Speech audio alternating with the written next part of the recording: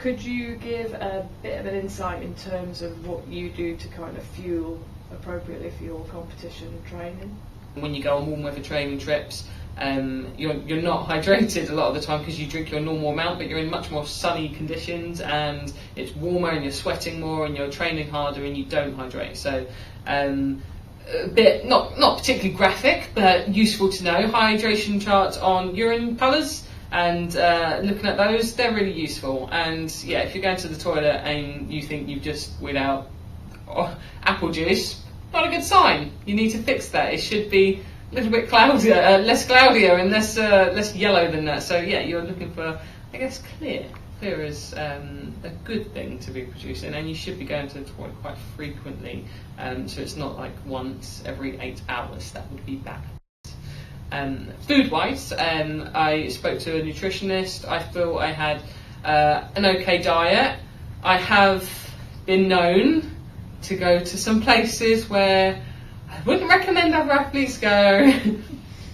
I have been known to go there, and I used to justify it by thinking if it was a choice of going to that particular restaurant or going hungry and then turn up to training hungry, it's better that I eat something. When I went to Australia this year and I was with a world champion, and she gave me her views on that particular restaurant, and I was a bit disappointed in myself. I felt bad, and she didn't try and change my ways, but she did said it's not real food. And I was like, I agree, but there's times, and she's like, no, there's no times, you shouldn't do that. So I made a conscious decision. You eat before, you pack some food so you can make good decisions during the day, and you're not tempted by those things, or you're not forced to eat those kind of things, and you can go training and get the most out of your session because you're fueled correctly. So now I'm much better, I'm much happier and prouder to say do not go to that restaurant anymore. Yeah, and it's just about organisation and getting involved with Tupperware boxes and having thousands of them at home, so you can make the correct decisions. But I've had some issues with hydration, namely because of kidney stones, so I've been a bit of a sufferer for those. I had my first lot, 2012, just to top off the good year. Kidney stones in 2012, I collapsed at work and thought I'd hurt my back, and then was really upset because I thought I'd done something stupid that day. I jumped onto a box and I felt my back go a bit funny, but didn't think anything of it, and then like 8 hours later I collapsed and was like, oh my god, my back, and I had to call my coach. I was like, I'm really sorry, I think I've broken my back somehow. 2 days later I went into hospital and had a scan, and he was like, oh, you've got kidney stones, they need to come out immediately. So that was that operation. And then 2014, last year, the Commonwealth Games, in qualifying again, my coach was on hand. I was warming up and I felt odd, and I thought it was my lycra. I thought my lycras were too tight, and they said, or my coach said, I said to him, I was like, oh, I don't feel very well, and he's like, oh, it's just nerves, and patted me on the back and shooed me off. I was like, it's not, I'm gonna go, and then was looking around for somewhere to discreetly be sick in a stadium that was full with cameras. And luckily I wasn't sick. I did sort of sit with my hands down my lycra, trying to relieve some of the pressure that I felt around there. That didn't help really, and that evening I had to go to the polyclinic twice and had some various tests and stuff, and they was like, said, as soon as you get out of here, go to the doctors and have a few tests. So I was fine, I'll do that. And then I won a medal, so I didn't, and I forgot completely all about that. And then I did eventually have a test, and then they said that I had more kidney stones, and the consultant, when he was counting them, stopped at 7 and was like, well, you've got a few.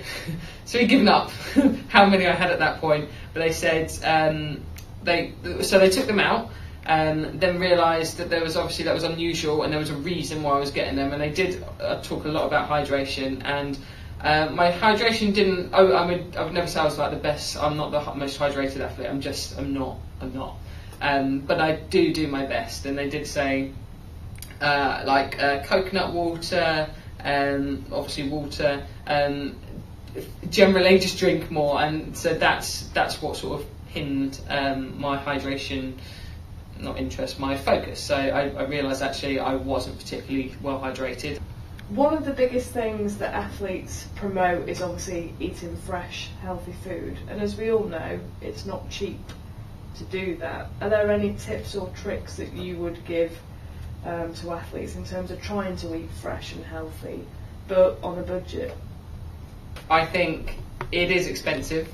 It can be expensive to eat fresh and healthy all the time, but if you are serious about trying to progress and trying to keep your body in the best possible shape, you kind of need to make those sacrifices. So I don't mind not going out every Friday, Saturday, going to get drunk or going out and spending money doing whatever.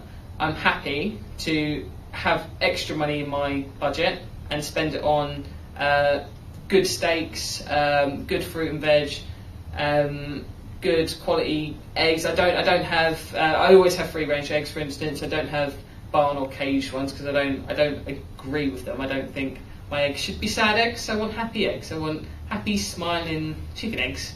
And I think you get the nutritional quality in that egg is much, much better than it would be in a rubbish old caged egg. And although you can get 5,000 for a fiver, the quality in them isn't as good, and you can't possibly ask your body to do the things that you're asking it to do on a daily basis and it recover well. It just won't, because you don't have the intake.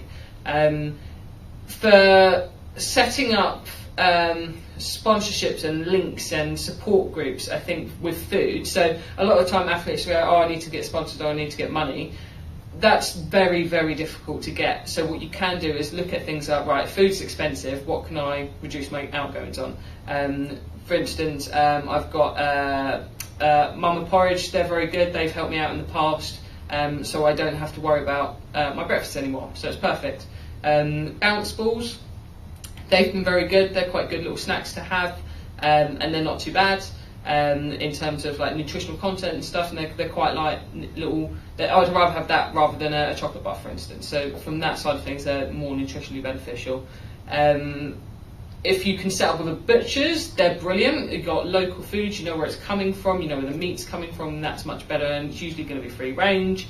That's better than the cheap chicken. So yeah, if you can set up links that way, that reduces that, and at least you've got a support with them, and they hopefully will also be building their profile because you can talk highly about their product.